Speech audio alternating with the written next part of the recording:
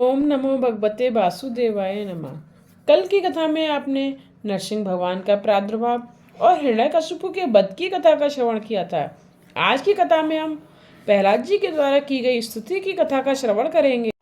प्रहलाद जी स्तुति करते हैं, हे प्रभु, बड़े बड़े सिद्ध महात्मा कई वर्ष तक तपचर्या करने के बाद भी आपका साक्षात्कार नहीं पा सकते हैं, किंतु राक्षस कुल में जन्म मिलने पर भी आज आपने दर्शन देने की मुझ पर कृपा की। भगवान को प्रसन्न करने के लिए ना तो अधिक शिक्षा की आवश्यकता है और ना ही अधिक अर्थोपार्जन की। यदि धन के सहारे परमेश्वर मिलते होते तो ये धनिक लोग लाख 2 लाख रुपए में प्रभु को खरीद लेते। अधिक शिक्षा या ज्ञान से भी भगवान नहीं मिलते। जो अधिक ज्ञानी हैं वह कई बार दूसरों से छल कपट करने से भी बाज नहीं आते। परमात्मा को प्रसन्न करने के लिए संपत्ति, शिक्षा या उच्च कुल में जन्म की आवश्यकता नहीं है। मात्र ब्राह्मण ही ईश्वर को पा सकते हैं, ऐसा भी नहीं है। परमात्मा को प्रसन्न करने के लिए आवश्यक है हृदय का शुद्ध प्रेम। अधिक कमाना और उसका प्रभु सेवा में व्यय करना ठीक है, किंतु एक ही आसन पर बैठकर परमात्मा का ध्यान करना उससे भी अधिक अच्छा है। संपत्ति से परमात्मा नहीं मिल पाते। इसके विपरीत कई बार तो धन भगवत सेवा में, प्रभु भजन में बाधा रूप ही हो जाता है। ज्ञान का आधिक्य तर्क वितर्क का जन्मदाता है, अतः ज्ञानी भगवान का स्मरण सेवा ठीक से नहीं कर पाता। बहुज्ञानी आरंभ में कुतर्क करता है, जबकि आरंभ में श्रद्धा आवश्यक है। पढ़े लिखे लोग अधिक कुतर्क करते हैं। वे कहते हैं कि पहले चमत्कार दिखाइए, बाद में हम अपने ठाकुर जी को नमस्कार करेंगे। दूसरों को खुश करने के लिए चमत्कार से प्रारंभ करने का काम वैश्या का है, क्योंकि उसे दूसरों की जरूरत है। ईश्वर को तो किसी की भी आवश्यकता नहीं है। यदि तुम्हें ईश्वर की जरूरत है तो श्रद्धा से सेवा स्मरण करो और बाद में चमत्कार देखो। जादूगर भी चमत्कार दिखाता है, क्योंकि उसे धन की जरूरत है। पहले चमत्कार और बाद में नमस्कार, यह नियम इस जगत के व्यवहार का तो हो सकता है, परंतु भगवान के व्यवहार का नहीं। परमेश्वर का व्यवहार है प्रथम नमस्कार और बाद में चमत्कार। बिना चमत्कार का नमस्कार मानवता है, चमत्कार के बाद का नमस्कार अभिमान है। कुछ तो सोचो, यह जगत भी एक चमत्कार ही तो है। पुष्प में सुगंध है तो बीज में वट वृक्ष, माता के स्तन में दूध कौन बनाता होगा। सारा जगत ईश्वर का चमत्कार ही तो है। श्रद्धा, अंधश्रद्धा तो हमारे व्यवहारिक जीवन में भी कहीं नहीं है। कई बार डॉक्टर से काम बिगड़ जाता है, फिर भी हम उसकी बातों में श्रद्धा रखते हैं। उससे तो कहा नहीं जा सकता कि पहले चमत्कार कर दिखाओ। डॉक्टर के प्रति श्रद्धा न होगी तो वे दवाई नहीं देगा। दवाई के बिना बीमारी कैसे हटेगी। इसी प्रकार सेवा मार्ग में भी प्रथम आवश्यकता श्रद्धा की है। परमार्थ में श्रद्धा आवश्यक है।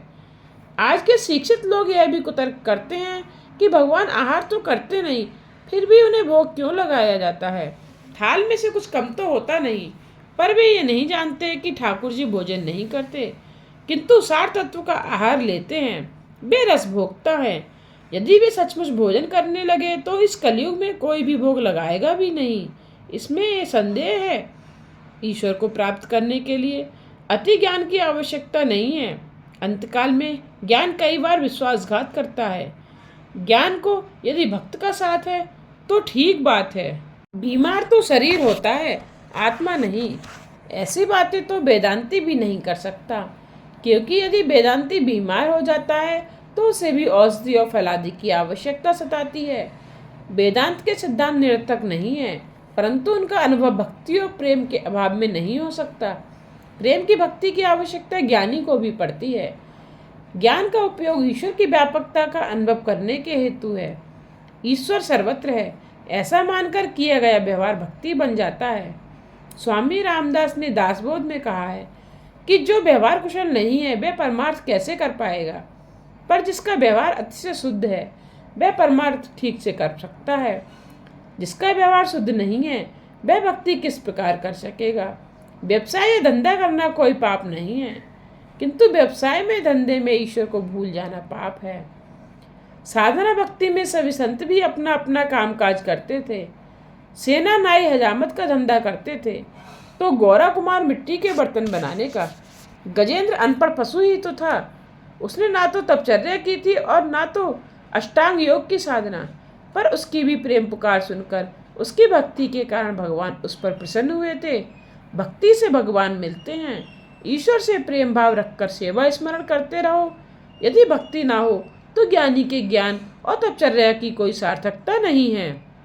ज्ञान तो चाहे जितना हो, किंतु प्रभु प्रेम ना हो तो उस ज्ञान और तपचर्या की कोई कीमत नहीं है। सभी साधन और साधना का फल है श्री कृष्ण प्रेम। जो साधना प्रभु प्रेम न जगा सके, उस साधना का कोई कीमत नहीं है। प्रभु मिलन के लिए जो आतुर नहीं है, ऐसे ब्राह्मण की अपेक्षा प्रभु मिलन के लिए आतुर क्षुद्र व्यक्ति भी श्रेष्ठ है। प्रभु को प्रसन्न करने के दो साधन हैं, सेवा और स्मरण। प्रतिदिन 3 घंटे प्रभु की सेवा और स्मरण करो। इन दो साधनों से भगवान अवश्य मिलते हैं और किसी वस्तु की आवश्यकता नहीं है। दक्षिणा देने से पुण्य नहीं मिल सकता। वह धन का सदुपयोग तो है, किंतु स्वयं भी सेवा स्मरण करना आवश्यक है। परमात्मा को प्रसन्न करने का साधन है प्रेम। सेवा और पूजा में धन नहीं, मन प्रधान है, इसने ही मुख्य वस्तु है। श्री गोसाई जी महाराज की 252 वैष्णवन की वार्ता में पद्मनाभास की कथा है। वे गरीब थे, लिहाजा भगवान को चने के छिलके का भोग में देते थे। ठाकुर जी उसमें भी मिष्ठान का अनुभव करते थे। भगवान यह नहीं देखते हैं कि कोई उन्हें क्या देता है, वे तो मात्र यही देखते हैं वह कैसे भाव से दिया गया है। सेवा स्मरण से भगवान सेवा का अधीन बन जाते हैं। एकनाथ महाराज सारा दिन अविरत प्रभु सेवा और भजन करते रहते थे, सो थक जाते थे। उनकी ऐसी अविराम सेवा से प्रभु दयार्द हो गए। वे सोचने लगे, मेरा भक्त मेरे लिए कितना श्रम करता है, बेचारा थक कर चूर हो जाता है, चलो मैं उसकी कुछ सहायता करूं, उसका श्रम कुछ कम कर दूं। यह सोचकर भगवान ने ब्राह्मण का रूप धरकर एकनाथ के पास आकर कहा, भाई मुझे अपना सेवक रख लोगे क्या? एकनाथ बोले, मुझे नौकर की जरूरत ही क्या है, मैं तो अपना सारा दिन प्रभु की सेवा और स्मरण में ही बिताता हूँ। भगवान कहने लगे, मैं तुम्हें ठाकुर जी की सेवा करने में सहायता दूंगा। तब एकनाथ बोले, जैसी तेरी इच्छा, तेरा नाम क्या है? भगवान बोले, मेरा नाम है सिंखडयो। और इस प्रकार सेवा करते करते 12 वर्ष गुजर गए। जिसे चंदन का तिलक लगाया जाता था, वह स्वयं ही चंदन घिसने लगे। तुलसीदास चंदन घिसे तिलक लेत रघुवीर, बात उल्टी हो गई। यही तो है भक्ति की महिमा। रुक्मणी ने सेवा से प्रभु को प्रसन्न करके वैसे तो अधीन कर लिया था, फिर भी मात्र एक ही तुलसी दल से वे तुल गए थे। श्रीधर स्वामी ने हरि विजय में एक प्रसंग का वर्णन किया है। एक बार सत्यभामा के मन में अभिमान हो आया कि प्रभु को वही सबसे प्रिय है। एक दिन नारद जी घूमते फिरते वहां आ पहुंचे तो सत्यभामा ने उनसे कहा, मुझे हर जन्म यही पति मिले, ऐसा कोई उपाय बताएं। नारद जी ने कहा, आप जिस वस्तु का दान करेंगी वही अगले जन्म में आपको प्राप्त होगी।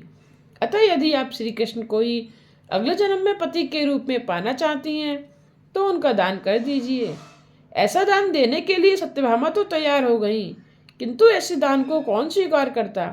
कोई भी व्यक्ति उस दान को लेने के लिए इच्छुक नहीं था। अंत में नारद जी को ही स्वीकार करने के लिए समझाया गया। वे राजी हो गए। सत्यभामा ने संकल्प करके श्री कृष्ण का नारद जी को दान किया। श्री कृष्ण को दान में पाकर नारद जी उन्हें अपने साथ ले गए। सत्यभामा नारद जी से पूछने लगी, मेरे पति को आप कहाँ लिए जा रहे हैं? नारद जी ने कहा, आपने अभी अभी तो मुझे उनका दान किया है ना, अतः वे मेरे हो गए। दान में दी गई वस्तु दान देने वाले की हो जाती है। अब कृष्ण पर मेरा अधिकार है। अब सत्यभामा को अपनी भूल समझ में आ गई।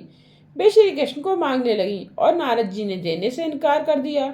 उधर जब ये सारी बातें अन्य रानियों तक पहुंची तो वे भी दौड़कर आ गईं, पर एक रुक्मणी नहीं आई। सभी रानियां नारद जी से विनती करने लगीं कि उनके पति को वापस दे दीजिए। नारद जी कहने लगे, सत्यभामा ने श्री कृष्ण को दान किया है, अतः अब तो वो मेरे हो गए हैं।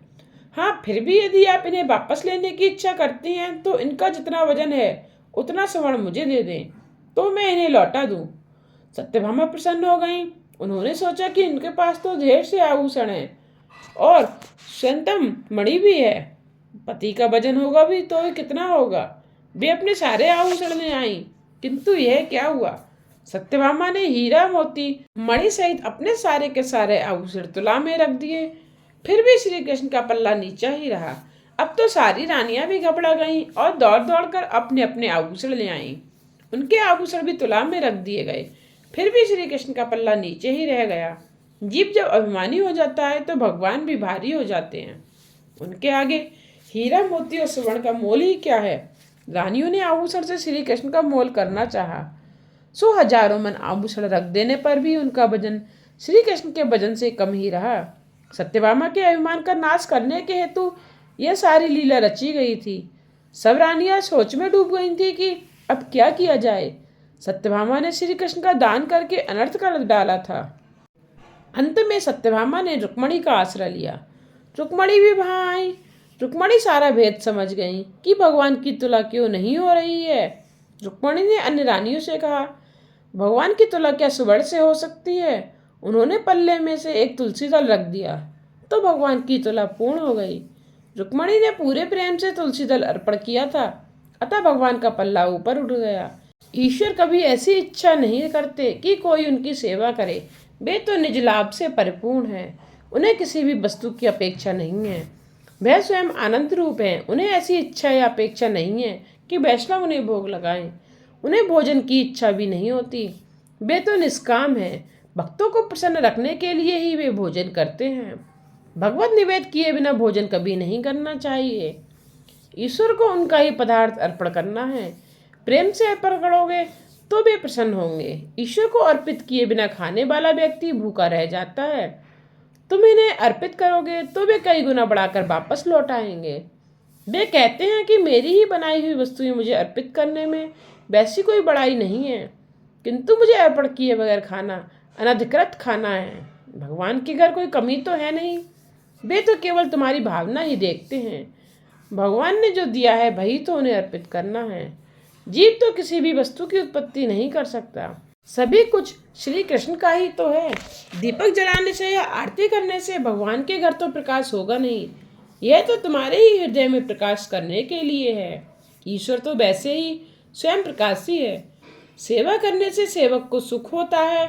भगवान को तो क्या सुख मिलेगा। वे तो परमानंद स्वरूप हैं। जीव को देने वाला तो ईश्वर ही है, किंतु मनुष्य के निवेदन से वे प्रसन्न होते हैं। सेवा और पूजा में भेद है। जहाँ प्रेम का प्राधान्य है वह सेवा है, और जहाँ वेद मंत्र की प्रधानता है वहाँ पूजा है। पूजा करो तो प्रेम से करो, अन्यथा स्नेह आदि का समर्पण व्यर्थ ही रहेगा। हमारे वस्त्र कहीं बिगड़ ना जाएं, इस डर से कई लोग तो मंदिर में साष्टांग दंडवत प्रणाम भी नहीं करते। नरक कपड़न को डरत है, नरक पड़न को नाही। जो कुछ भी है वह ईश्वर का ही तो है, केवल उन्हें ही अर्पित करना है। अर्पण करने की रीति से ही आपके मन की भावना का उन्हें पता लग जाएगा। दक्षिण में एक कथा प्रचलित है। किसी भी शुभ कार्य के आरंभ में विघ्नाश के हेतु सर्वप्रथम गणपति की पूजा की जाती है। किसी एक गांव में गृहस्थ के घर विवाह का अवसर आया। ब्राह्मण ने देखा कि गणपति की मूर्ति है ही नहीं। अब क्या किया जाए। वह ज्ञानी था। उसने सोचा कि ईश्वर की प्रतिष्ठा प्रेम पूर्वक कहीं भी की जा सकती है। सुपारी में भी भगवान बसते ही हैं। उत्तमोत्तम वस्तु ठाकुर जी को अर्पित करना भी तो भक्ति ही है। अतः उस ब्राह्मण ने नैवेद्य के लिए रखे गए गुड़ में से ही गणपति बना लिए।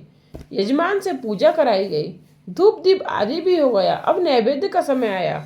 नैवेद्य में से तो गणपति बना लिए गए थे। अब क्या करें। तो उस विप्र महाराज ने गुड़ की उस गणपति मूर्ति में से ही थोड़ा सा गुड़ निकाल कर नैवेद्य बना दिया। गणपति भी गुड़ के और नैवेद्य भी गुड़ का ही। ऐसी पूजा से भी गणपति प्रसन्न हुए। उस यजमान का कार्य निर्विघ्न समाप्त हो गया। कार्य की भावना तो शुद्ध थी ना। मैं तो वस्तु का नहीं, भावना का है। श्रद्धा पूर्वक सेवा करोगे तो सेवा सफल होगी। सेवा करते समय रोंगटे खड़े हो जाएं, आंखों से अश्रुधारा बहने लगे तो समझो कि भाई सच्ची सेवा है। सेवा मात्र क्रियात्मक ही नहीं, भावात्मक भी होनी चाहिए। सेवा करते हुए आनंद मिले वही सेवा है। जो भी करो प्रेम से करो। भगवान के लिए भोजन बनाओ, भगवान को अर्पित करने के बाद भोजन करो। साथ में प्रार्थना करो कि हे नाथ, आप तो विशंबर हैं, सभी के स्वामी हैं। आपको तो कौन खिला सकता है, तो भी यह पदार्थ मैं आपको मन से अर्पण कर रहा हूँ। जो ईश्वर का है भाई तो उन्हें समर्पित करना है। यह जीव दूसरा कुछ तो लाएगा ही कहाँ से। केवल भावना का मूल्य है। परमात्मा तो परिपूर्ण है, उन्हें कोई अपेक्षा नहीं है, उन्हें किसी भी वस्तु की इच्छा नहीं है। वे तो मात्र भावना के भूखे हैं। उन्हें तुम भाव से अर्पित करोगे तो वे उसका कई गुना अधिक बनाकर तुम्हें ही वापस देंगे।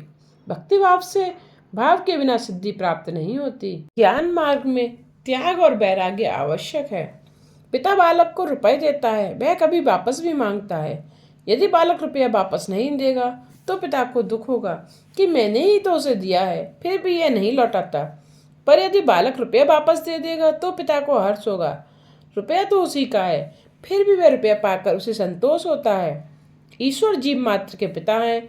उन्होंने हमें जो कुछ भी दिया है वही तो हम उन्हें देना है। प्रतिज्ञा करो कि ठाकुर जी को अर्पित किए बिना कुछ भी नहीं खाओगे। कई बार ऐसा भी देखने में आता है कि घर के सारे लोग भोजन के लिए कहीं बाहर जा रहे हैं तो भगवान को मात्र दूध ही दे देते हैं और कहते हैं ना, दूध ही पी लीजिए, आज हम तो मोहन थाल खाने जा रहे हैं। पर यह कोई अच्छी बात नहीं है। चाहे सारे घर में कोई भी भोजन नहीं करने वाला हो, फिर भी भगवान के लिए भी कुछ तो बनाना ही चाहिए। कथा सुनकर यदि कोई शुभ संकल्प नहीं किया जाता तो श्रोता का सुनना और वक्ता का कहना दोनों निरर्थक ही होता है। कथा सुनकर उसे हृदय में रखो। किसी भी स्वरूप की मूर्ति की स्थापना करके उसके प्रेम और भाव पूर्वक सेवा करो। चित्त स्वरूप की अपेक्षा मूर्ति स्वरूप अधिक अच्छा है। सेवा करते समय मन में ऐसा ही भाव रखना चाहिए कि ये साक्षात परमात्मा ही है। सेवा के आरंभ में ध्यान करो, संपत्ति के अनुसार खर्च भी करो, सुंदर सिंहासन बनवाओ। ध्यान से भावना करो कि भगवान बैकुंठ से इधर आ रहे हैं और मेरे घर के सेव्य स्वरूप में प्रविष्ट हो रहे हैं। सेवा करते समय किसी भी व्यक्ति के साथ बातचीत मत करो, उसे भी नमस्कार ही कर लेना। ना तो कोई परमात्मा से श्रेष्ठ है और ना कोई परमात्मा के समान ही है। सेव्य में मन को लगाए रखना ही सेवा है। तुम अपने शरीर से जैसा प्रेम रखते हो वैसा ही प्रेम ठाकुर जी के स्वरूप में भी रखो। परमात्मा के अनंत उपकार हैं। सदा यही सोचो कि मेरी कई बार प्रभु ने ही रक्षा की है। मैं भगवान का सेवक हूँ, दासानुदास हूँ, मैं तुम्हारा हूँ। सेवा में दास्य भाव मुख्य है। दास्य भाव से हृदय शीघ्र ही नम्र बन जाता है। सेवा में दास्य के आने से हृदय पिघलता है। कृष्ण सेवा में जब तक हृदय पिघलता नहीं है तब तक सेवा सफल नहीं हो सकती। दास्य भाव के बिना सेवा नहीं फलती। सेवा स्नेह और समर्पण भाव से करो। जब तक मूर्ति के प्रति सद्भाव न जागे तब तक प्रत्येक पदार्थ के प्रति भी ईश्वर भाव नहीं जागेगा। सेवा करते समय लक्ष्य में वही रहे कि यह तो प्रत्यक्ष ईश्वर ही है।